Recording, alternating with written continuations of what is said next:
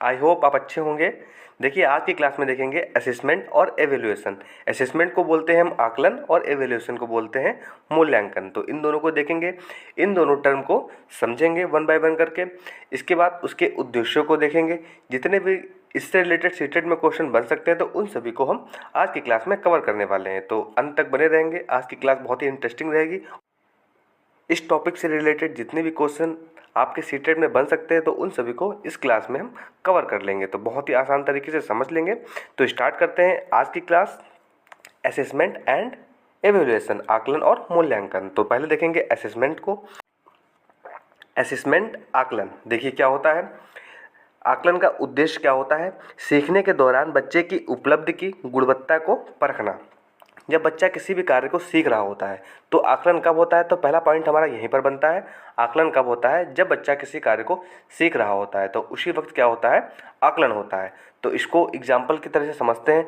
जैसे कि बच्चे को हम हासिल वाले सवाल करा रहे हैं तो हासिल वाले सवाल में बच्चे के अंदर बहुत सारी कमियां होती हैं, बच्चे कहाँ कहाँ पे मिस्टेक कर रहे हैं, तो उनको हम समझेंगे और तुरंत ही उनका आकलन करके बच्चों को उन त्रुटियों को दूर करेंगे। तो ये हमारा आकलन कहलाता है। तो आकलन से जुड़ी जो बातें को समझेंगे। आकलन कब होता है? उसी समय होता है और उसी समय उसका सुधार किया जाता है। तो सीखने के दौरान उसी समय उसका सुधार भी कर दिया जाता है। तो इस प्रकार से आकलन को हम समझ सकते हैं। तो आकलन में क्या होता है? आकलन में हम क्या करते हैं? क्वालिटी देखते हैं, किस प्रकार की क्वालिटी है, फिर उसमें हम क्या किस प्रकार से सुधार कर सकते हैं। तो इसको हम आकलन के टर्म में समझ सकते हैं। बहुत ही आसान है। बच्चे को क्लास में ही उसका त्रुटियों को समझना, फिर उनको उन त्रुटियों को दूर करना, वो हमारा आकलन कहलाता है। ये सतत चलने वाली प्रक्रिया होती है, ये लगातार चलती है। सीखने के दौरान साल भर ये चलती रहती है। तो आगे बढ़ते हैं।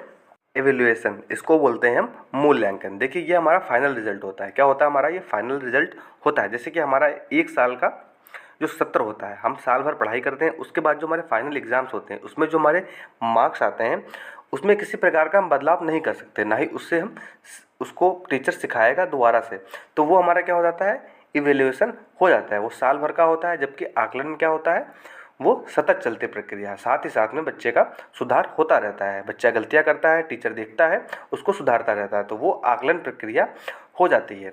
तो इसमें क्या होता है? ये फाइनल रिजल्ट होता है, या उसको हम जजमेंट बोल सकते हैं। जजमेंट इस टर्म में बोल सकते हैं कि बच्चे ने जो मार्क्स पाए हैं तो उसके आधार पर बच्चे किस स्तर का उसको हम श्रेणी में डाल सकते हैं, किस श्रेणी में उसको हम रख सकते हैं। तो इस प्रकार से इसको देखते हैं। तो देखिए इसमें क्या होता है?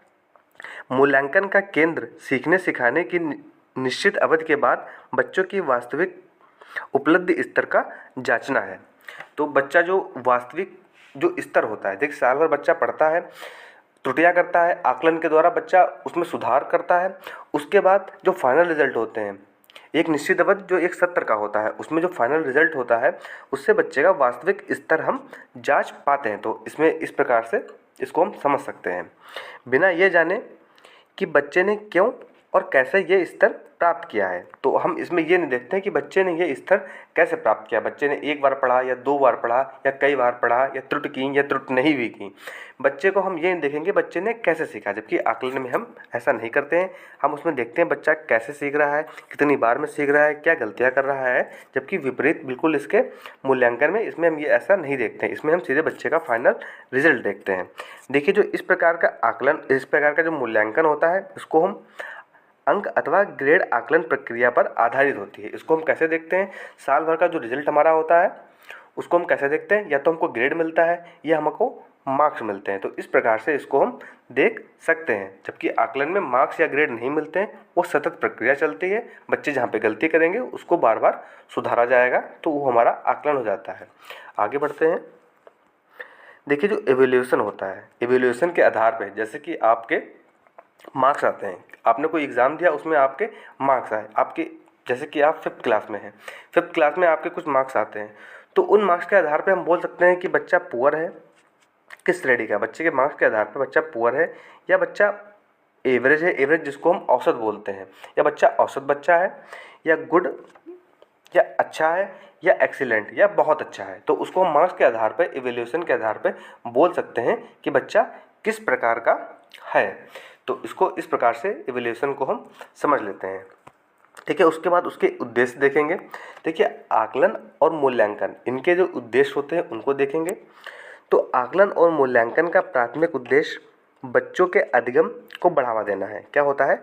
बच्चों का जो अधिगम होता है उसको बढ़ावा देना और उनका बहुमुखी विकास करना। बहुमुखी मतलब हर दिशा में या बहुत तरीक़ों से अलग अलग क्षेत्र में बच्चों का ओवरऑल डेवलपमेंट कराना होता है। तो इस प्रकार से इसका उद्देश्य होता है। देखिए, इसके कीवर्ड याद कर लेंगे। जो सीटेट में क्वेश्चन आता है तो वो इन कीवर्ड पर ही आधारित होता है। तो ये कीवर्ड हम जहाँ भी देखेंगे तो उसके अगर हमारा क्वेश्चन आता है आकलन और मूल्यांकन विधि के उद्देश्य क्या है, तो हमको जैसे ही आंसर में दिखेगा ओवरऑल या हॉलिस्टिक, सर्वांगीण या बहुमुखी, तो इस प्रकार के अगर हमको ऑप्शन में वर्ड दिखेंगे तो सीधे हमारा वो इसी पर आंसर अपना हम टिक कर देंगे। तो इस प्रकार से इसको हम समझ सकते हैं। ये कीवर्ड हैं, याद रखेंगे, इंपॉर्टेंट है।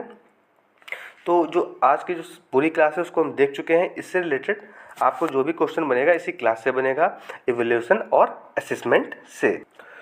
तो एक बार फिर से हम इवैल्यूएशन और असेसमेंट को समझते हैं। देखिए, असेसमेंट में क्या होता है?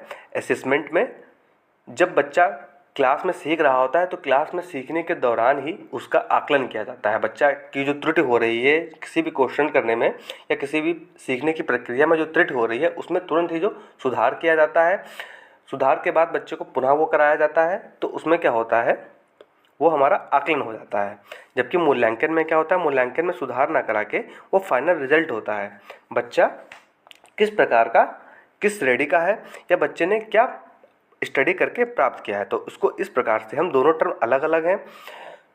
जो आकलन होता है ये सतत प्रक्रिया चलती है, साल भर लगातार चलती है, जबकि मूल्यांकन साल भर ना चल के एक बार फाइनल में होता है। तो इसको इस प्रकार से हम समझ सकते हैं। बहुत ही आसान है।